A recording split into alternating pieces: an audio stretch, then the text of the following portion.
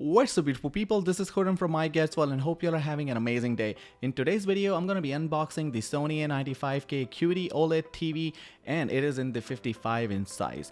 I'll tell you guys this video is really long because instead of making 4 different videos for 4 different things, I just made and squeezed everything in one video.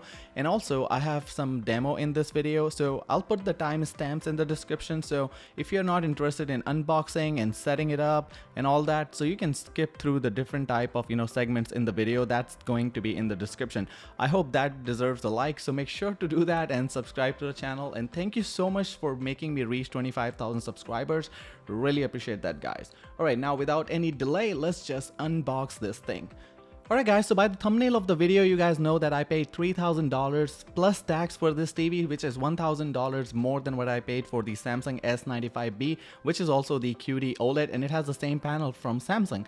It was packed and shipped on the Feb 15, 2022, but we know that Sony TVs were delayed for some reason, but this was the date. So inside the box, you have these covering that actually goes and cover the legs or arms, I would say, because you still gotta prepare the stand. So this is the 2 legs which goes on the stand, and I'm gonna show you in this video how to assemble that. This time it's a new design from Sony, so we have different changes this time. It's more sleek design. It also comes with the Sony Bravia camera that goes on the TV. That's something that I'll show you guys when the TV is assembled.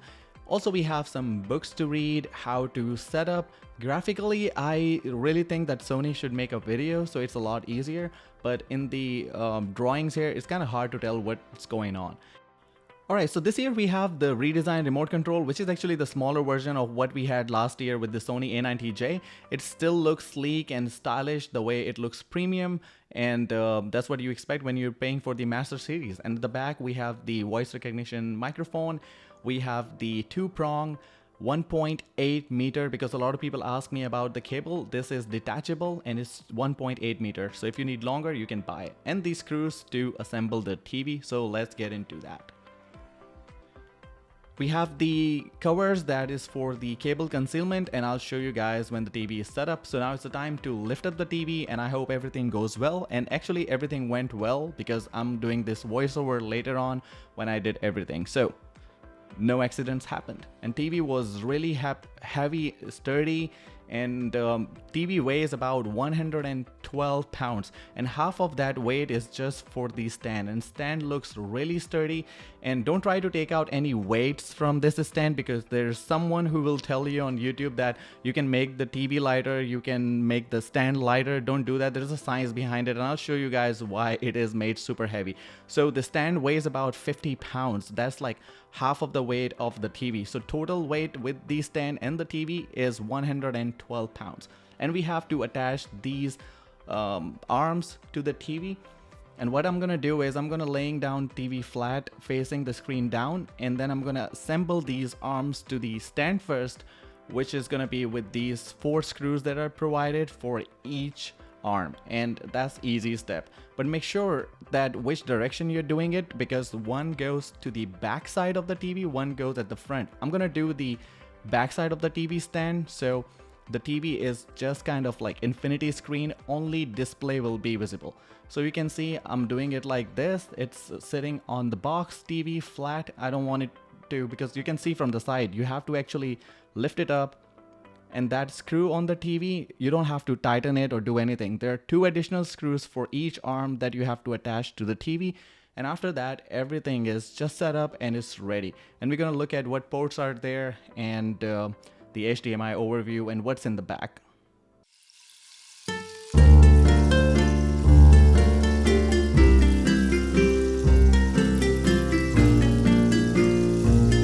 Today I realized the benefit of working out, so I was able to pick up this 112 pounds TV by myself. But if you're assembling a 65-inch, you really need somebody's help because it's gonna be really heavy. So this is 55-inch.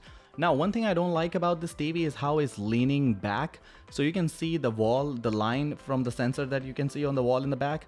So on the right, you see that line is really wide from the top. That's because it's leaning so much backward, and there's a reason why it is, so that it won't topple forward, and you will damage your screen. So if somebody will tell you take out the weight or make it lighter on your stand, please don't listen to all of that stuff, because you're going to be risking your $3,000 investment. So now we have the Sony Bravia cam that goes on the top of the TV on the back, and that's what you can use for the video calling, video chats, and you know that it's powered with the Android system, so you have tons of applications that can utilize this camera.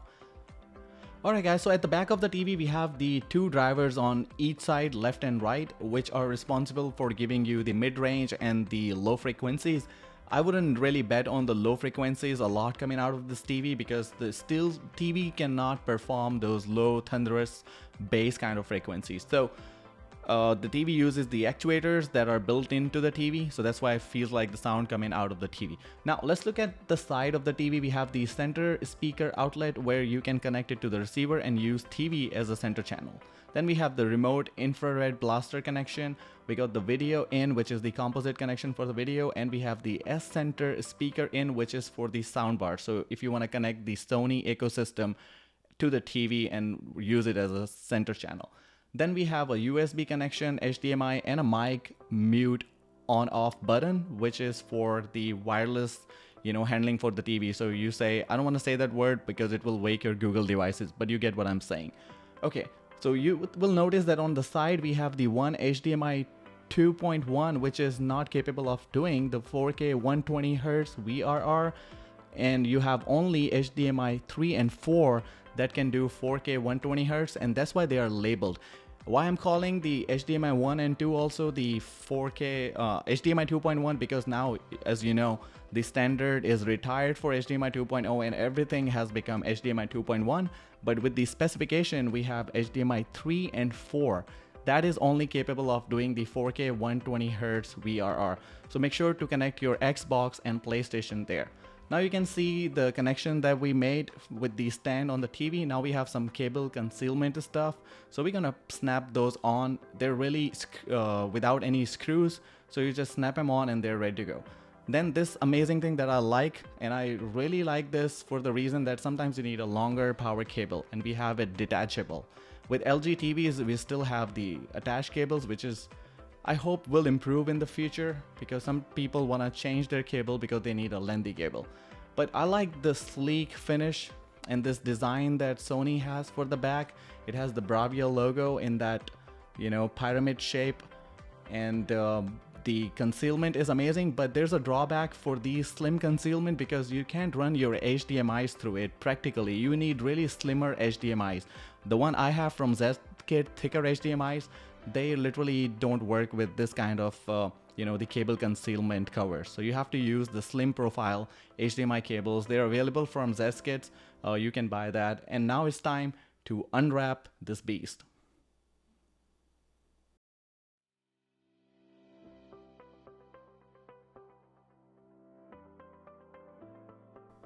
Alright guys, so I powered on the TV for the first time and I'm gonna be setting it up, and you can do it yourself. I really prefer to do it through my cell phone if it is a Google Android TV, because it really makes it easier to set up your TV. So you have two options: set up Google TV or set up basic TV. If you set up Google TV, that's how you should do it. You get all the applications. If you set up basic, you're not gonna get any applications. So you're gonna have only TV connections and HDMI connections, but you're not gonna have a smart TV, which I don't know why would anybody will do with that. So I have the Google Home app that I scan the barcode, and it makes it so easier because all of my accounts gonna be logged in for Netflix, for Disney Plus, and also my Wi-Fi. That's the very first thing. So right now it is connecting to my home network, and everything is gonna be so smooth because I've used the Sony A90J in the past, and with the Google Android TV, that's the good thing. It saves all your information to your network, same like how you have for the iCloud, And this was the moment, that first impression when I powered on the TV. After that, you have this animation once the TV is set up, and that Bravia animation, it's sparkling bright, and you can tell, this TV is capable of pushing that kind of brightness that you expect from the QD-OLED TVs. And Samsung has been doing that, right? So now Sony has its processing. So this is the thing that I want to turn off, the power saving. You can see the difference, high, low, and then off. Off is gonna unleash this TV for its potential. So if you're in a bright room, make sure to turn it off. Even in the dark room, you want to turn it off. Then it has option for cable connectivity. You can do it yourself, so I don't want to waste your time. But you can see these devices, which are the HDMI devices. I'll show you guys that if you have a PlayStation 5, like I have on the right side. So I'm gonna just plug in the HDMI cable, and it's gonna detect it by itself because it is the Sony TV and Sony made the PlayStation. So as you can see, it's auto configured, so that makes it a lot easier. But still, there's a caveat, and it's one thing that I don't like. So I'm going to talk about that in the end of the video when I'm going through the PlayStation 5 interface. So since now PlayStation is connected because it's part of the setup, I'm selecting how my TV is positioned. So it's front position style because the whole screen is in the front. Don't just go by how the stand is in the back. If the stand is in the back, that is actually the back position, front position style, sorry. If the stand is in the front, that is back position. So it's kind of a little confusing. It was a little tricky, but yeah, it goes by screen, how the screen is positioned, not the stand is positioned. And then it will ask you to do the acoustic auto calibration, which is for the audio. And I really want to do it because room acoustics are different for everybody. So when you start doing this, the microphone will measure the frequencies bouncing around the room and will treat the ones which are causing the problem. So it takes only a couple of seconds, and that calibration is going to help you for the audio side. And I'm going to talk about one thing for the audio, and that's in the end of the video with the soundbar setup. So make sure to watch it till the end if you are interested in how the sound is and what are the options out there for you. And one really important thing about the Sony TV, specifically when you're getting the Sony Bravia, the master lineup, or any lineup that is a premium lineup, you actually get the 10 credits with the TV. So you can see that the registration is complete registration for Bravia Core, and you can use your Google account or you can set up with another email address. You're getting the 10 IMAX enhanced movies for free. So make sure to utilize this because it is unmatched. It is actually Blu-ray kind of quality on the streaming. So I'm gonna go ahead and set up and show you guys what movie I'm gonna redeem first. So guess which one is it, and let me know in the comment section which one you will redeem first, because there's some movies which are just Sony exclusive and you're not gonna find that on the Disney Plus or anywhere else. So now the setup is complete. Now let's get into the Sony Bravia app after this. First, we're gonna look at how the interface is, and if you guys are aware of the Google interface, so that's how it looks, which is kind of similar to how you have it on the Nvidia TV, Google TV. It's kind of almost same.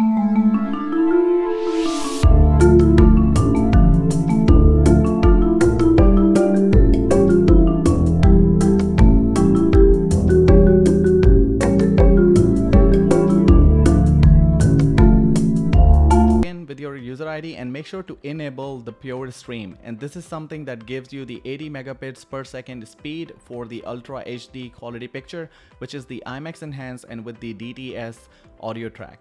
So now let me show you on the left side at the bottom, you see the 10 star, which is the 10 credits I have for the movies.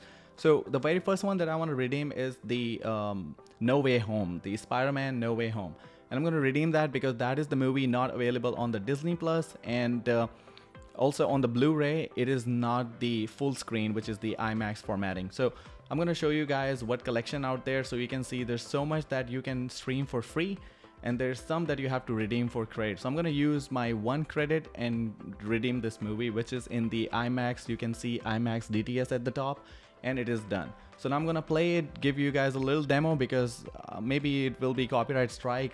I don't think so. They're going to do it for a couple of seconds, but let's just show you guys what it is.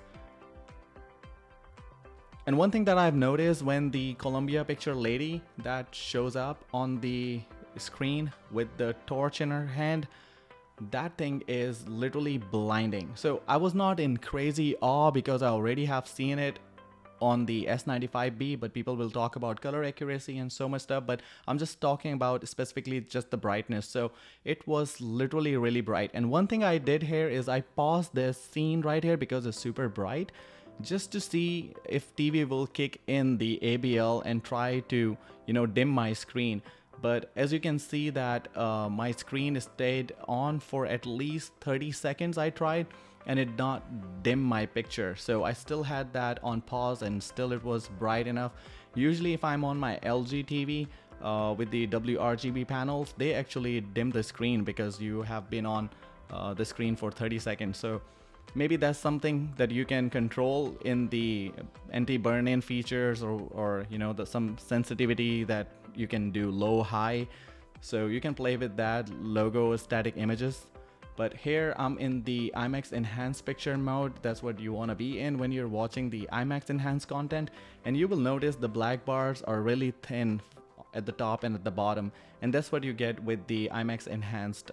And also the quality for the audio and for the video is really not as compressed as you get it on the streaming when you're doing it on Netflix.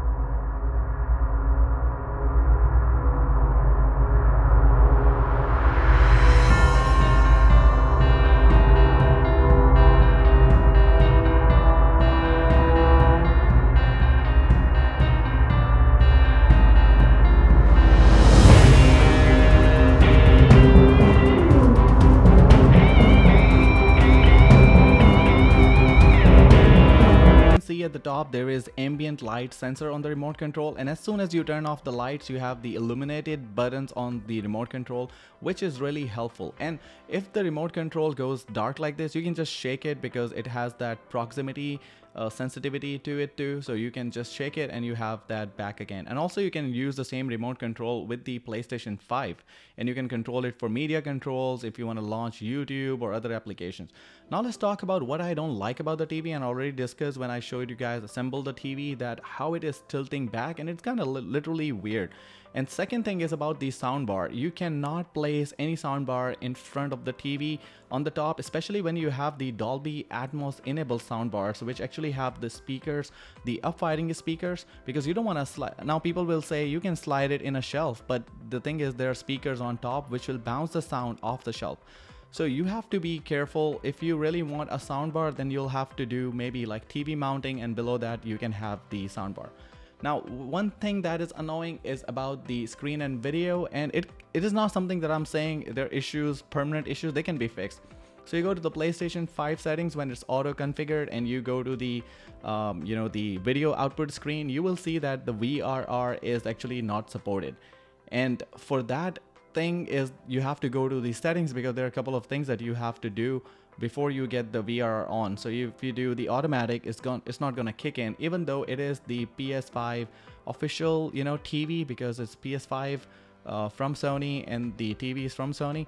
But what you're gonna do is go to the settings, and you wanna go to the channels and input settings, and you're gonna go down to the external inputs, and that's where you have to change the HDMI signal format. So this is something that works perfectly fine when you're using the PlayStation 5, because it doesn't do the Dolby Vision. So you can go and enable the enhanced format VRR, but when you do that for Xbox Series X, you can't actually have the Dolby Vision. So it's just one thing, take or leave, So you'll have the VRR for Xbox, the same setting, and also for the PlayStation 5. But since PlayStation 5 doesn't do the VRR and the Dolby Vision simultaneously, so you're gonna have only one choice. And it does the auto settings for the calibration that I doubt, because the Winston to your video out there, so you can follow that for instruction, do it manually. But now you can see the VRR you can enable, because you went to the setting and you enabled it, but now you don't have Dolby Vision, but Sony won't care about it because the PlayStation 5 doesn't have the Dolby Vision. So ALLM mode will always kick in the game mode for you guys. So if the ALLM is enabled, you're gonna be in the game mode. So if you want any other mode, you'll have to disable the ALLM. So that's all I have from this video. We have a couple of demos for you guys to see, which I shot from my HDR camera. I hope it's gonna justify, but it's not gonna show you what I'm seeing from the screen, because the thing is, I'm recording it from the TV screen, and then you're watching it on your screen, which would be not the QD-OLED. So not all the variables are same, so don't judge the TV on the basis of what you see on the screen. Sometimes the WRGB color balance would be different when you're shooting from the camera. So if you're comparing the two TVs side by side, you're not actually seeing what that person or what I am seeing in person. So it's kind of hard to tell. So please rely on our commentary when we are saying this TV has amazing colors, and the brightness is just shockingly bright. So you can't see that on your display, but that's what we are trying to tell you and convey my message to you guys in this video, that this TV is just amazing. But I'm gonna have to see that $3,000, is it a fair price for a 55-inch TV? If you're in a bright room, then you need a brighter TV. If you're in a dark room, you really don't need a brighter TV. So see your variables and see how it's gonna fit your needs. Don't just go and buy a brightest TV if you're gonna be in a pitch dark media room. And I will be honest, the 65-inch is not gonna cut for anybody's dedicated media room, so it probably is going to be in somebody's living room, especially with all the bells and whistles and the design that it has. It is meant to be in the living room kind of TV. But let me know in the comment section what you guys think about it. How did you like this video? And any suggestions that can help me to tweak my content will be really appreciated. I'll see you guys in another video. Until then, peace out.